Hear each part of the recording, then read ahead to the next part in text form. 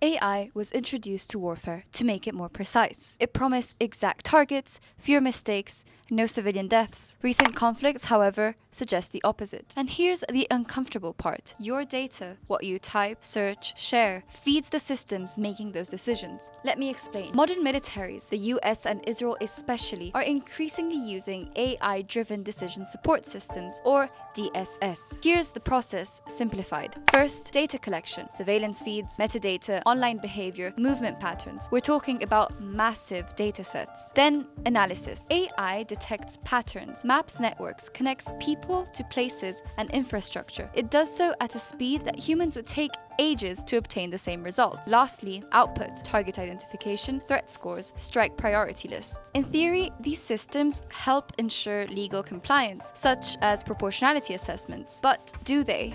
Let's take a look at recent conflicts that implemented DSS AIs. In the US, one of the main systems is Project Maven, developed by Palantir. It was first deployed in Iraq and Syria during the war on the Islamic State group in 2017. Investigations later found that US-caused civilian deaths were severely underreported, often due to faulty intelligence. Maven was later used in Yemen. Between 2023 and 2025, US operations against the Houthis caused more civilian casualties than the previous 2 decades of US operations there combined. More recently, during the war on Iran, strikes on civilian infrastructure like the Minab Girls' School, where over 165, mostly girls, were killed. Over 1,000 targets were struck in the first 24 hours of the conflict. Humans will always make final decisions on what to shoot and what not to shoot, and when to shoot. But advanced AI tools can turn processes that used to take hours and sometimes even days into seconds.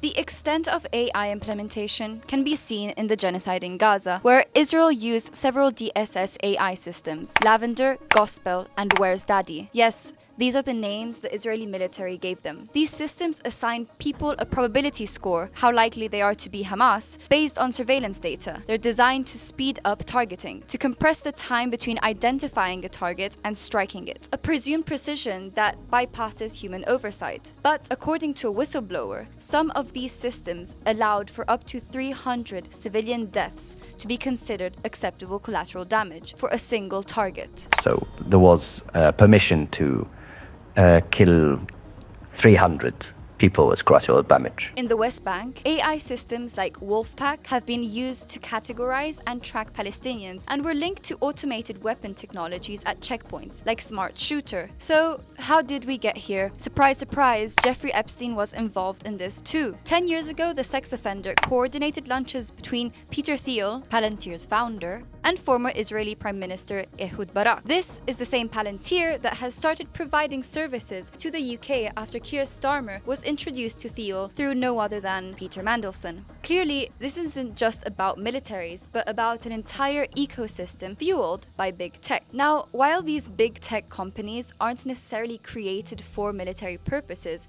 unlike Palantir, they all provide vital services. Companies like Amazon, Microsoft, Google, OpenAI, and Anthropic all provide infrastructure, data, or AI capabilities for dual-use research and development. ChatGPT recently signed a deal with the Pentagon. Amazon and Google partnered with Israel for the Project Nimbus contract, which obliges the company to provide its tech even if Israel violates regulations. During the current war, the Iranian Revolutionary Guard Corps stated, "Since the main element in designing and tracking assassination targets are American ICT and AI companies, in response to these crimes, from now on, the main and effective institutions involved in terrorist operations will be our legitimate targets." Then listing a series of companies, including Palantir. Iran also hit Amazon hubs in Bahrain and the UAE. Speaking of the UAE, Edge Group, a state-owned defense company in Abu Dhabi, has invested heavily in AI warfare. And not any AI warfare. It's acquired a 30% stake in an Israeli drone firm, Third Eye Systems, and partnered with the US defense company Anduril Industries. Anduril itself